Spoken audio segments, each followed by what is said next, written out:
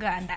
Ang'o ma oselokre ka momiyo ni koro ero isenyiso kramna oganda kaka sitima kuonde mowuoke mochopo nyaka kama entiere. Ang'o mosemedre diere ka? Erokamano Sharon.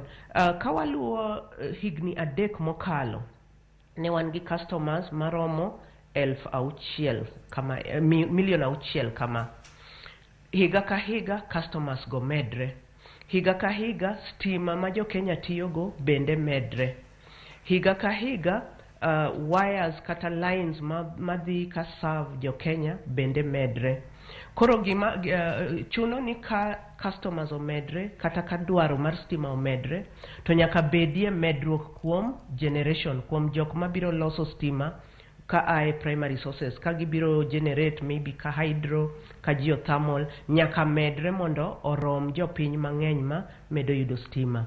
Kaka ung'eyo jo Kenya, government ngi aim mar miyo jo Kenya duto stima.